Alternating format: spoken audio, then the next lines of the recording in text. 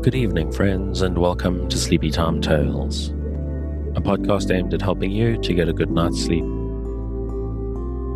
Do you find your mind troubled with the stresses of modern life, especially when the lights are out and you're trying to get a restful night? Does your spinning mind keep you awake? Follow my voice down the path towards a good night's rest. Listen to me tell a story that will keep your mind from wandering to your daytime problems, the ones you can't solve right now and will be easier to solve while rested. Listen to my voice and allow yourself to drift, following the twists and turns of the story, but slowly letting go and drifting into sleep. Let my voice wash over you at a comfortable volume and allow yourself to be distracted from the stresses and worries that play on your mind. Whether you need help falling asleep or going back to sleep in the middle of the night, you can trust me to keep you company and help you to wake up tomorrow in a rested state.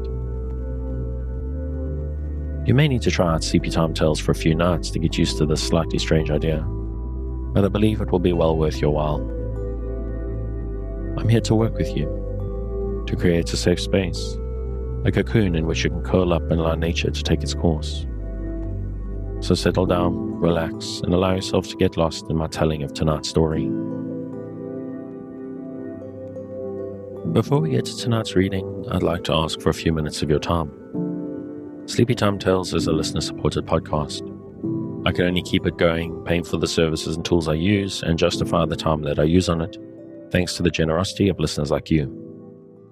So if you're finding Sleepy Time Tales useful, if it helps you to get a restful night, and you'd like to keep it going out to thousands of your fellow insomniacs, please consider supporting on the Patreon at patreon.com/sleepytimetales. This is monthly support that helps me keep the lights on and can get you fun bonuses based on your contribution level. So go along there, take a look, and sign up if you're interested. I would like to give a shout out to Abby, who signed up for the Patreon recently. Thank you very much, Abby. I'm grateful for your support, and I'm very happy that you think I'm worth it. And of course, if monthly is a big ask, which is completely understandable, you can make once-off tips to the tip jar on the website. And if you'd like to help Sleepy Time Tales without having to do so financially, you can just tell people about it. If you know someone who's struggling to sleep and you think they'll benefit, just tell them where to find it. And that's enough of that. Let's start learning about wagtails and jackdaws. We return this week to Birds in Their Nests by Mary Howitt. Chapter 13. The Wagtail. This elegant little bird belongs to the motacilla or wagtail family. There are 3 brothers of them in this country, the pied, the grey, and the yellow. The pied is the most familiar, and our friend Mr. Harrison Weir has given us a lovely picture of it at home in a cleft of the rock, with fleshy-leaved lichens above and green springing fronds of the great fern, which will presently overshadow it. Around are the solemn mountains and the never-silent waters foaming and rushing below. This bird has many names besides his Latin one of motacilla. In Surrey he is called washer or dishwasher by the common people, from his peculiar motions in walking, which are thought to resemble those of a washerwoman at her tub. The colours of the pied wagtail are simply black and white, but so boldly and clearly marked as to produce a very pleasing and elegant effect. We have every year several wagtails in our garden, to which they add a very cheerful feature, walking about, nodding their heads and tails as if perfectly at home, afraid neither of dog nor cat, much less of any human being about the place.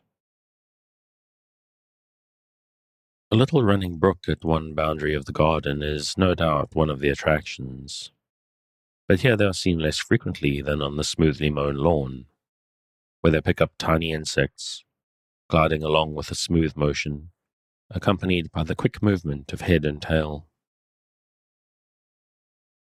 It is bitterly cold, wintry weather as I write this, and they now visit the kitchen door, where, no doubt, little delicacies of various kinds attract them. They are more fearless and familiar than either sparrows, robins, or blackbirds, yet all of these are our daily pensioners, having their breakfast of crumbs as regularly before the parlor window as we have our own meal. Yet they fly away at the slightest sound, and the appearance of the cat disperses them altogether. They have evidently the old ancestral fear of man, stamped as powerfully as life itself upon their being. They are suspicious and always in a flutter.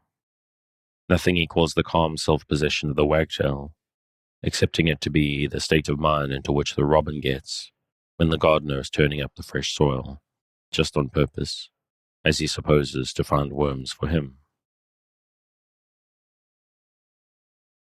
And now let me give you a wagtail picture, drawn by a faithful hand. It is the end of July. The young wagtails are abroad with their parents, like human families, a month or two later, gone out or abroad to take their holiday. Often, he says, one may see them wading in shallow places, in quest of insects and worms, carefully holding up their tails to prevent them being draggled. If you watch the motions of an individual just coming up to join the party, you see it alight abruptly, twittering its shrill notes and perching on a small stone, incessantly vibrate its body and jerk out its tail. This, of course, is the polite way in which a stranger wagtail introduces itself amongst its friends. There they are, now walking out into the water and looking round for food. Now they are on the shore again, running rapidly along, picking up now and then a dainty morsel, and every moment spreading out the ever-vibrating tail. Now they are in the adjoining meadow, each one in pursuit of a fly, which it has no sooner caught than it spies another. The lazy geese which have nibbled the grass bare allow the wagtail to pass in their midst without molestation. When the cows are grazing in the midst of a swarm of gnats and other insects, as Gilbert White says, as they tread amongst the bush herbage, they rouse up multitudes of insects which settle on their legs, their stomachs, and even their noses, and the wagtails are welcomed by the cows as benefactors. Watch them, for they are worth the trouble. See, one comes forward and catches a small fly, bends to one side to seize another, darts to the right after a third, and springs some feet in the air before it secures a fourth. And all this time others are running about after other flies, passing close to the cows' noses or amongst their feet. With all this running to and fro and hither and thither, they every now and then run in each other's way. But they do not quarrel, aware no doubt that there is room enough for them in the world. Nay, even in the meadow, the it now seems to be full of wagtails, all busily occupied, some walking, others running, a few flying off and many arriving. You may walk in amongst them. They are not very shy, for they will allow you to come within a few yards of them. They may always be met with on the shore when the tide is out, as well as in the meadow. You'll meet with them by the riverside or by the mill dam. Occasionally you may see them perched on a roof, a wall, or a large stone, but very rarely on a tree or bush. The Taunton pair. They pair about the middle of April, and build by the side of rivers and crevices of rock, as in our picture, on a heap of stones, in wood stacks or in a hole in the wall, but always near grass and carefully hidden from sight. The nest is made of dry grass, moss, and small roots, thickly lined with wool and hair. The eggs are 5 or 6 in number, of a greyish-white, spotted all over with grey and brown. As a proof of the confiding nature of this bird, I must mention that occasionally it builds in most unimaginable places, directly under the human eye. As, for instance, a pair of them last summer, says Mr. Jesse, built their nest in a hollow under a sleeper of the Brighton Railway, near the terminus at that place. Trains at all times of the day were passing close to the nest, but in situation the young were hatched and reared. Mr. McGillivray also mentions that a pair of these birds built their nest in an old wall near a quarry, within a few yards of 4 men who worked most part of the day in getting the stone, which they occasionally blasted. The hen bird laid 4 eggs and reared her brood, she and her mate becoming so familiar with the quarrymen as to fly in and out without showing the least sign of fear. But if a stranger approached, they would immediately fly off, nor return till they saw him clear off from the place. Another nest was built beneath a wooden platform at a coal pit, where the noisy business of unloading the hutches brought up from the pit was continually going forward. But soon the Wagtails were quite at home, becoming familiar with the colliers and other people connected with the work, and flew in and out of their nest without showing the slightest sign of fear. Again, another pair built close to the wheel of a lathe in a workshop at a brass manufactory at Taunton, amid the incessant din of the braziers. Yet here the young were hatched, and the mother bird became perfectly familiar with the faces of the workmen. But if a stranger entered, or anyone belonging to the factory, though not to what might be called her shop, she quitted the nest instantly, nor would return till they were gone. The male, however, had much less confidence, and would not come into the room, but brought the usual supplies of food to a certain spot on the roof whence she fetched it. All these anecdotes prove how interesting would be the relationship between animal creation and man, if man ceased to be their tyrant or destroyer. As regards this particular bird, it is not only elegant in its appearance, but amiable and attractive in all its ways. They are, says Bewick, very attentive to their young, and continue to feed and train them for 3 to 4 weeks after they can fly. They defend them with great courage when in danger, or endeavor to draw aside the enemy by various little arts. They are very attentive also to the cleanliness of their nests, and so orderly as to have been known to remove light substances such as paper or straw, which have been placed to mark the spot. As regards this proof of their love of order, however, I would rather suggest that it may be proof of their sagacity and sense of danger. They suspected that some human visitor, of whose friendly character they were not convinced, was intending to look in upon them, and they thought it best, therefore, to decline the honor of his visit. The ordinary note of this bird, uttered rapidly if alarmed, is a sort of cheep-cheep. In the summer morning, however, it may be heard singing a pleasant, mellow, and modulated little song. Like the swallow, for which it is a match in elegance, it lives entirely on insects. If you would only stand silently for a few minutes by a waterside where it haunts, you would be delighted with the grace and activity of its movements. There it stands, sings one of its friends, on the top of a stone, gently vibrating its tail as if balancing itself. An insect flies near. It darts off, flutters a moment in the air, seizes its prey and settles on another stone, spreading and vibrating its tail. Presently it makes another sally, flutters around for a while, seizes 2 or 3 insects, glides over the ground, swerving to either side, then again takes its stand on a pinnacle. Not unfrequently, too, it may be seen on the roof of a house, or in a village street, still in pursuit of insects. Chapter 14. The Jackdaw. We have called the rook and jackdaw first cousins. They are so, and are greatly attached to each other. There is a difference, however, in their character. The rook is grave and dignified. The jackdaw is active and full of fun. But they are fond of each other's society and agree to associate for 9 months in the year. During the other 3, they are both occupied with their respective family cares. Jackdaws and nestlings. Rooks build in trees in the open air, the nests of the young being exposed to all the influences of wind and weather. The jackdaw does not approve of this mode. He likes to live under cover, and therefore makes his nest in holes and crannies, amongst rocks, as in our picture, in old and tall buildings, as church towers and steeples, old ruinous castles or old hollow trees. The traditional structure of the family nest is certainly that of the rook, the strong framework of sticks upon which the eggs can be laid, and the clamorous young jackdaws be brought up.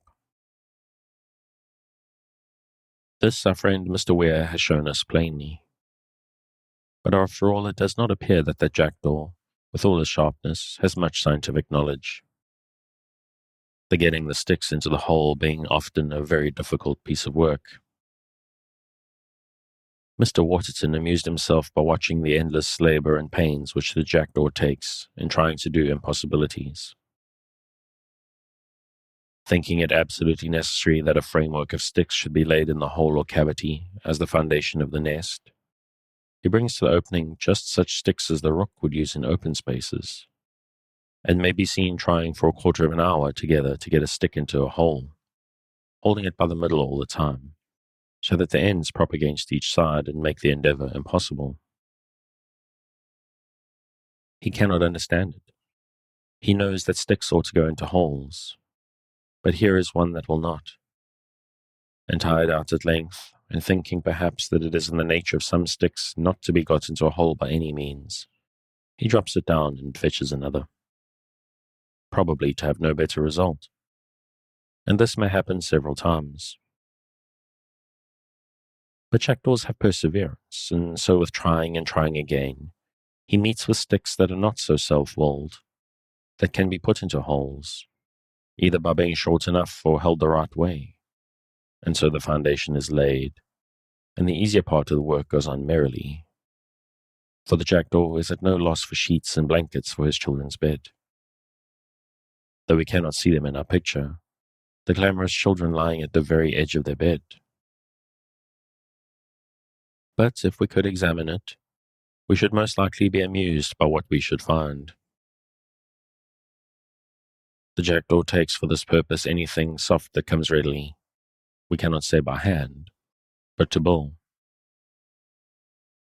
In this respect he resembles the sparrow, and being like him fond of human society, cleans up out of his neighborhood all that he needs for the comfort of his nestlings. Thus we hear of a nest built in the ruins of Holyrood Chapel, in which, on its being looked into for a piece of lace which was supposed to be there, it was found also to be lined with a part of a worsted stocking, a silk handkerchief, a child's cap, a muslin frill, and several other things which the busy jackdaw had picked up in various ways.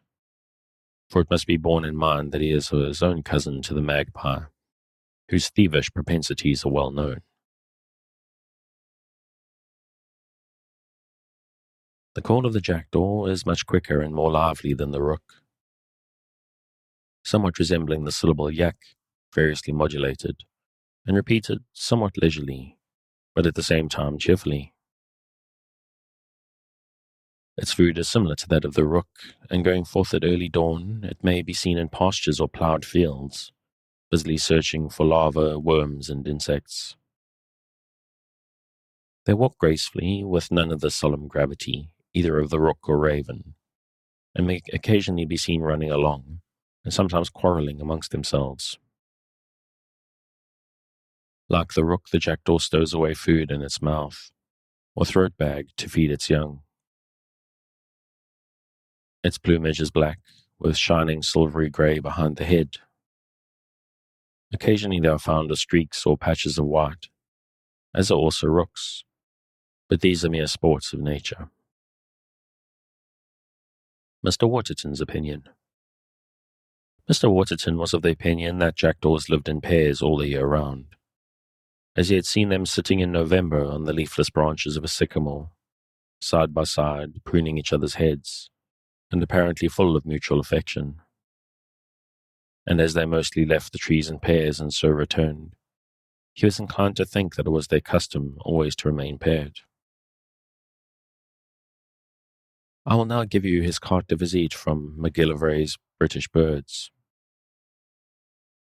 He is a remarkably active, pert, and talkative little fellow, ever cheerful, always on the alert, and ready either for business or frolic. If not so much respectable as the grave and sagacious raven, he is at least the most agreeable of the family, and withal extremely fond of society. For not content with having a flock of his own folk about him, he often thrusts himself into a gang of rooks, and in winter sometimes takes up his abode entirely with them. As to thrusting himself into a gang of rooks, I am, however, of opinion that the rooks make him heartily welcome. How do we know what amusement they, with their stolid gravity and solemn dignity, find in him with all his fun and loquacity? That rooks are really fond of the society of jackdaws is proved by an observation of Mr. Mudie. He says that, in the latter part of the season, when the rooks from one of the most extensive rookeries in Britain made daily excursions of about 6 miles to the warm grounds by the seaside, and their flight passed over a deep ravine, in the sunny side of which were many jackdaws, he observed that when the cawing of the rooks in the morning flight was heard at the ravine, the jackdaws, who had previously been still and quiet, instantly raised the shriller notes and flew up to join the rooks, both parties clamoring loudly as if welcoming each other. And that on the return, the daws accompanied the rooks a little past the ravine, as if for good fellowship. Then both cawed their farewell, the daws returned to their home, and the rooks proceeded on their way. Jackdaws, like rooks, are said to be excellent weather prophets. If they fly back to their roost in the forenoon or early in the afternoon, a storm may be expected that evening or early in the morning. The Reverend J.G. Wood's anecdote. The anecdotes of tame jackdaws are numerous. The Reverend J.G. Wood speaks of one which had learnt the art of kindling lucifer matches, and thus became a very dangerous inmate, busying himself in this way when the family was in bed. Though, fortunately, he seems to have done nothing worse than light the kitchen fire, which had been laid ready for kindling overnight. Clever as he was, however, he could not learn to distinguish the proper ignitable end of the match, and so rubbed on till he happened to get it right. He frightened himself terribly at first by the explosion and the sulphur fumes, and burned himself into the bargain. But I do not find that, like the burnt child, he afterwards feared the fire, and so discontinued the dangerous trick. The jackdaw is easily domesticated, and makes himself very happy in captivity, learning to articulate words and sentences, and is most amusing by his mimicry and comic humor. Chapter 15. The Spotted Flycatcher. This pretty little bird is called the beam or pillar bird, from the position which it chooses for its nest. Building mostly in gardens, it selects the projecting stone of a wall, the end of a beam or piece of wood, under a low roof or by a door or gateway. The nest being, however, generally screened, and often made a perfect little bit of picturesque beauty, by the leaves of some lovely creeping rose, woodbine, or passion flower which grows there. This last summer, one of these familiar little birds, which, though always seeming as if in a flutter of terror, must be fond of human society, built in a rustic veranda overrun with Virginian creeper at the back of our house. According to her peculiar fancy, she built it exactly in the doorway, though there were some yards of veranda on either hand. But here was the convenient ledge, forming an angle with the upright support. And here was placed, as in our picture, the small, somewhat flat nest, beautifully, though slightly, put together of dried grass and moss, lined with wool and hair. Here the mother bird laid her 4 or 5 greyish-white eggs, with their spots of rusty red, and here she reared her young. She had, however, it seemed to us, an uncomfortable time of it, for though we carefully avoided giving her needless disturbance, that we almost ceased to use the door, yet there was an unavoidable passing to and fro to which she never seemed to get accustomed, starting off her nest with a little flutter whenever we came in sight, nor, although before she had finished sitting the quick-growing shoots of the Virginia creeper, with its broadly expanding leaves, hid her nest so completely that, had it not been for her own timidity, we need not have known of her presence. She never lost this peculiar trait of character. The nest which Mr. Harrison Weir has drawn is doubtless taken from life. I wish, however, he could have seen ours, only about 10 feet from the ground, a little dome of love, embowered amongst young shoots, fine like leaves and tendrils. A perfectly ideal nest in which our friend, who has as keen a sense of natural beauty as any artist living, would have delighted himself. The colors of this bird are very unobtrusive. The upper parts brownish-gray, the head spotted with brown, the neck and breast streaked or spotted with grayish-brown. It is a migratory bird and arrives in this country about the middle or end of May, remaining with us till about the middle of October, by which time the flies on which it lives have generally disappeared. How it takes its prey. Its mode of taking its winged prey is curious. Seated, stock still, in a twig, it darts or glides off at the sight of an insect, like the bird of our picture, and seizes it with a little snapping noise, then returns to its perch ready for more, and so on, incessantly darting out and returning to the same spot, till it has satisfied its hunger, or moves off to another twig to commence the same pursuit. When they have young, the number of flies consumed only by one little family must be amazing. It is recorded, in one instance, that a pair of fly-catchers, beginning to feed their nestlings at 25 before 7 in the morning, and continuing their labor till 10 minutes before 9 at night, supplied them with food, that is to say with flies, no less than 537 times. The gentleman who made these observations says, before they fed their young, they alighted upon a tree for a few seconds, and looked round about them. By short jerks they usually caught the winged insects. Sometimes they ascended into the air, and dropped like an arrow. At other times they hovered like a hawk when set upon its prey. They drove off most vigorously all kinds of small birds that approached their nest, and of bidding them to go and hunt in their own grounds, where there were plenty of flies for them. Sometimes they brought only one fly in their bills, sometimes several, and flies of various sizes. This bird seems to have become attached to particular localities, where he finds himself conveniently situated and undisturbed. Mr. Moody mentions in his Feathered Tribes that a pair of these birds had nested in his garden for 12 successive years. What is the length of a life of a flycatcher? I cannot say. But probably if they were not the same birds, they would be their descendants. Birds hatch there, and consequently at home. The Reverend J.G. Wood also speaks of the same locality being used by this bird for 20 successive years, and he supposes that the young had succeeded to their ancestral home. He also gives an interesting account of the commencement of a nest building by this bird. He says that the female, who seems to be generally the active builder, placed, in the first instance, a bundle of fine grass in some conveniently forked branches, and after having picked it about for some time, as if regularly shaking it up, she seated herself in the middle of it, and there, spinning herself round and round, gave it a cup-like form.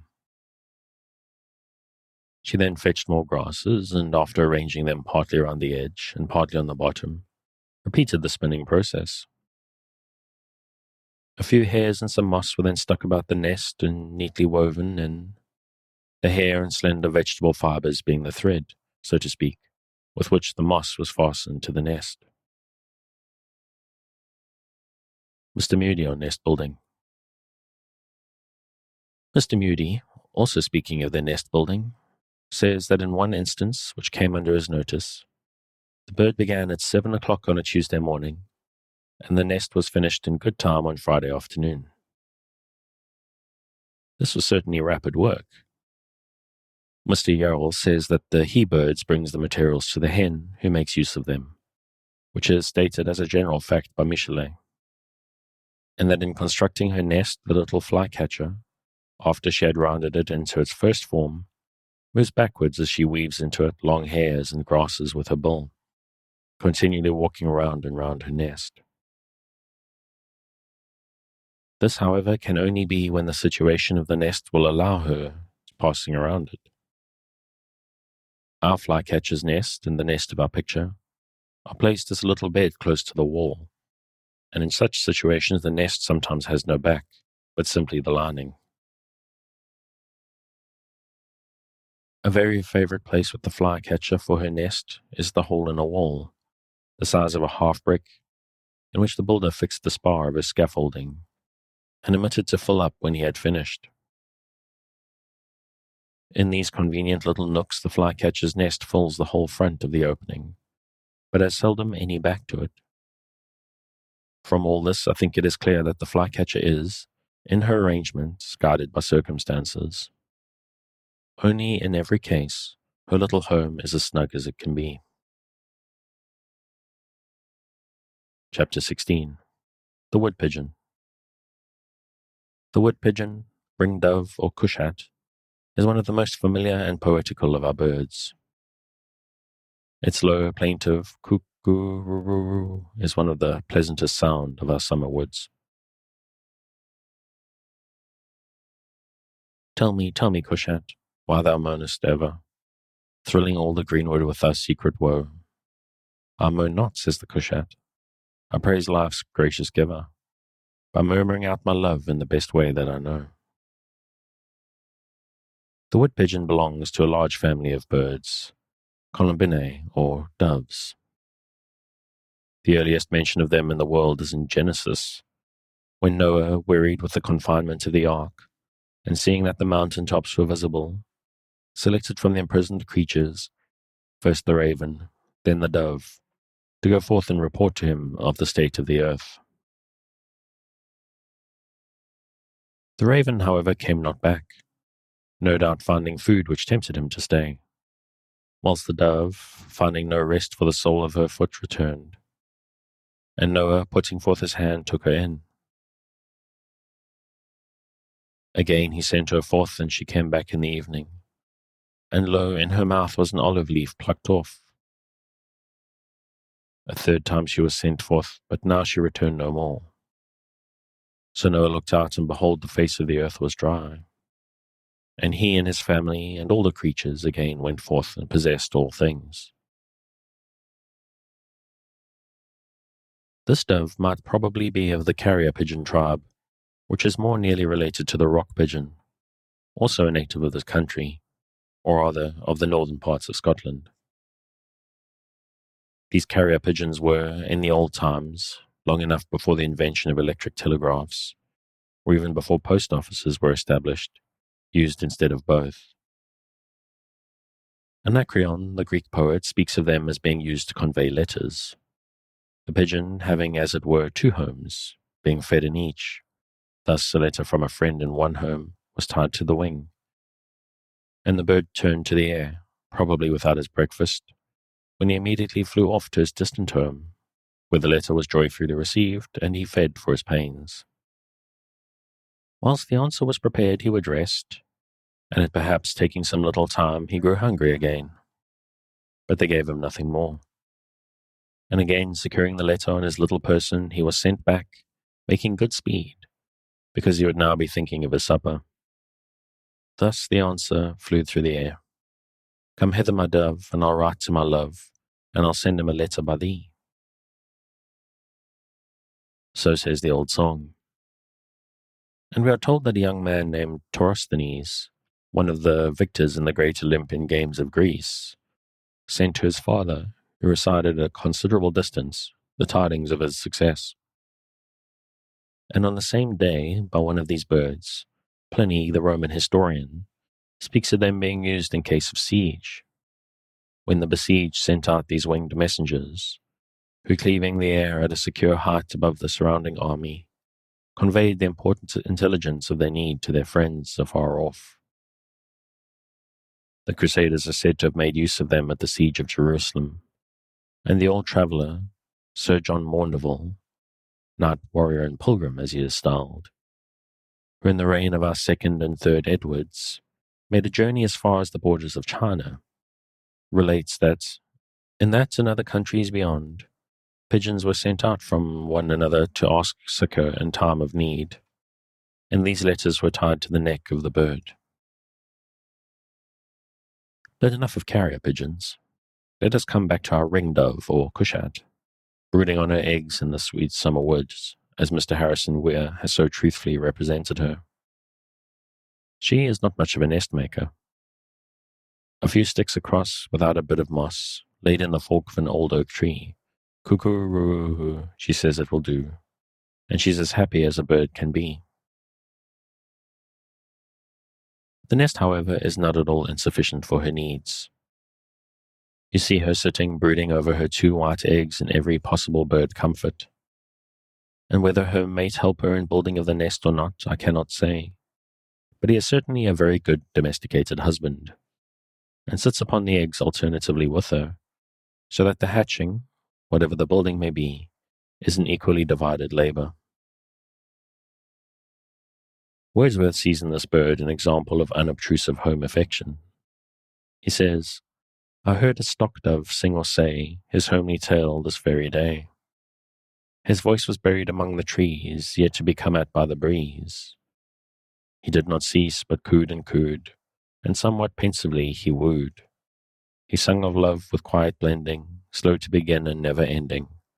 Of serious faith and inward glee, that was the song for me. Wood pigeons have immense appetites, and being fond of all kinds of grain, as well as peas and beans, are looked upon by the farmer with great disfavour. They are, however, fond of some of those very weeds which are his greatest annoyance. For instance, charlock and wild mustard, so that they do him some good in return for the tribute which they take of his crops. They are fond also both of young clover and the young green leaves of the turnip, as well as of the turnip itself. Either by instinct or experience they have learnt that, feeding thus in cultivated fields, they are doing that which will bring down upon them the displeasure of man. They keep, says the intelligent author of Wild Sports in the Highlands, when feeding in the fields in the most open and exposed places, so as to allow no enemy to come near them. It is amusing to watch a large flock of these birds whilst searching the ground for grain. They walk in a compact body and in order that all may fare alike, which is certainly a good trait in their character. The hindermost rank every now and then fly over the heads of their companions to the front, where they keep the best place for a minute or two, till those now in the rear take their place. They keep up this kind of fair play during the whole time of feeding. They feed also on wild fruit and all kinds of wild berries, such as the mountain ash and ivy, and where acorns abound, seem to prefer them to anything else. At the same time, I must confess they are great enemies to my cherry trees, and swallow as many cherries as they can hold. Nor are strawberries safe from them, and the quantity of food they manage to stow away in their crops is perfectly astonishing. Okay, I think I'm going to leave it there. That seems like a good spot to drop it. As always, if you'd like to pick up where I'm leaving off, you can find the original, rather charming book on Project Gutenberg at the link in the show notes. Thanks again for joining me on this episode of Sleepy Time Tales, the podcast designed around a bedtime story to help you to get a restful night. New episodes will be released every Sunday night to give you something fresh to help you rest in a new week. But make sure to follow or subscribe in whatever service you use, so that you get your new episodes whenever they come out. Good night, and sweet dreams.